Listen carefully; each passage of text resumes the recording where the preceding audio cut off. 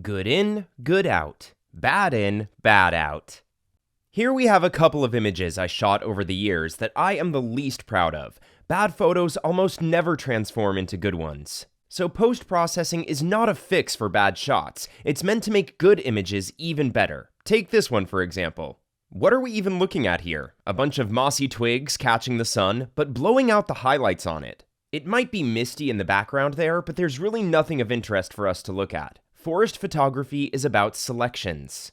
Selections of decent subjects, trees that jump out at you, moody scenes, or exquisite apparitions of light can all be stunning subjects. To rescue an image like this, ask yourself what the most interesting part of it is. I like the haze in the background here, but the foreground is way too bright for the viewer to actually see it. If we darken the surrounding area, the attention shifts immediately towards the background. Now we're creating depth. You can raise the shadows and blacks in order to protect the darker parts. Lowering the saturation can also help shift the attention to the more colorful areas. But to be honest, this is not a good image to start with. Let's check another common type of image. A typical shot of a forest in suboptimal conditions, overcast clouds, and no fog whatsoever. There is no depth at all here. The autumn color bush, which is obviously the subject here, doesn't impress because there is a general lack of light.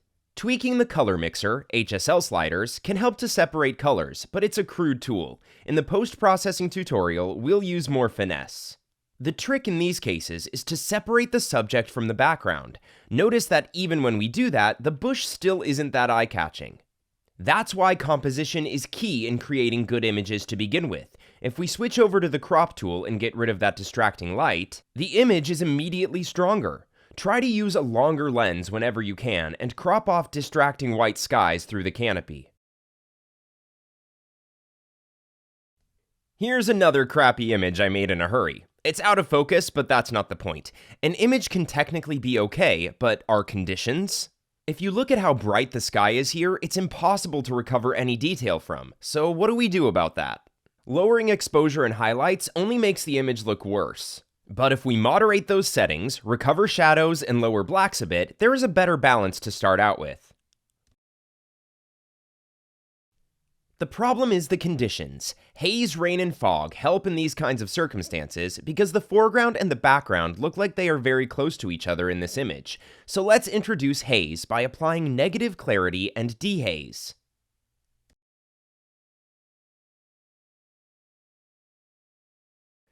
Even now, we can see that the illusion of light can add depth to a shot like this. Let's refine that edit a little by using brush strokes instead.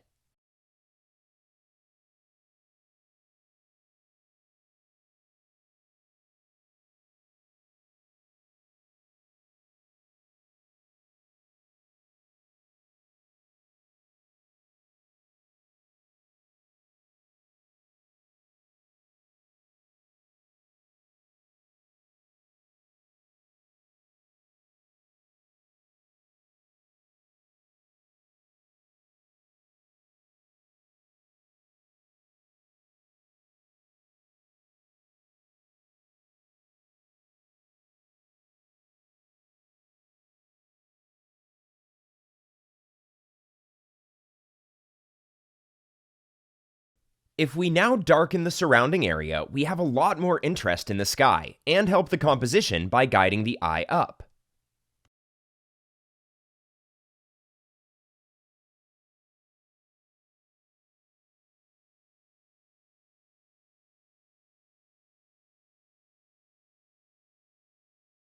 Here is one of those images that I've been saving on my hard drive for years. I can't seem to make this one work.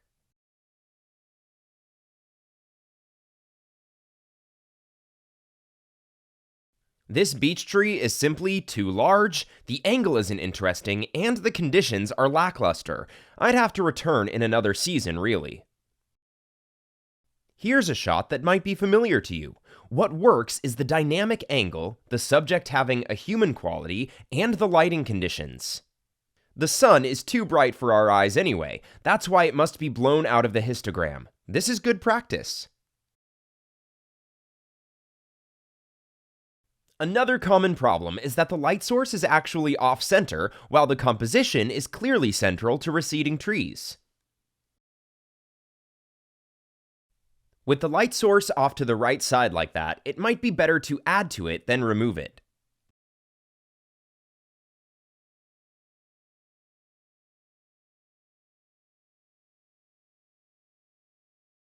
I'm exaggerating here, but doing so helps to get my point across.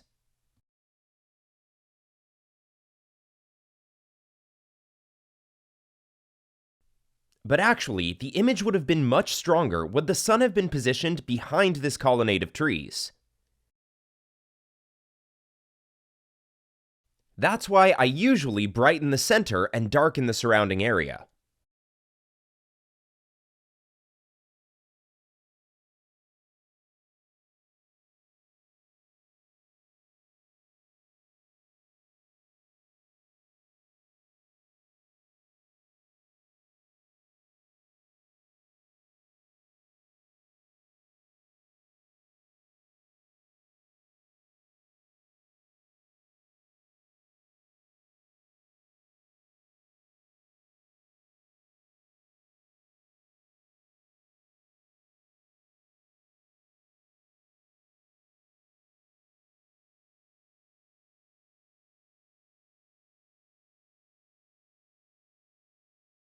Now adding negative dehaze and clarity pushes the light back, suggesting more depth.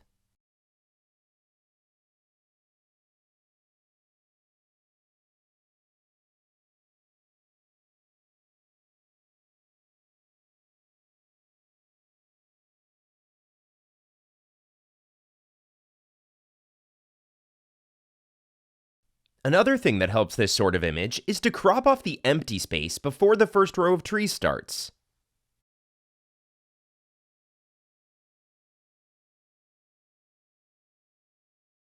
Those dark trees on either end help to anchor the composition, and when we reposition the crop to allow less space in the foreground, the image is stronger as well.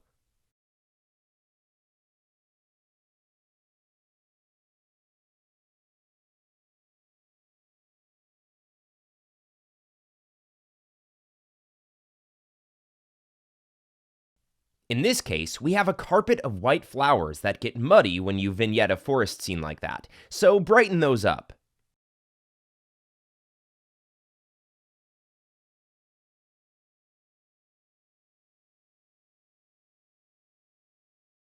Before we start the actual post-processing and I explain every step, I'd like you to consider the following two images. I have synchronized the edits of these very similar images. The main difference is the weather. Sunny conditions in the forest usually don't work. The reason is that sunlight and shade emphasize every little edge of an already chaotic scene, whereas fog and overcast soften up forest scenes. Decreasing dehaze can help, but the problem is that trees close to the viewer also get lower contrast. Compare it to actual fog. In this case, we might actually want to increase the dehaze slider for additional foreground separation and depth. One more thing.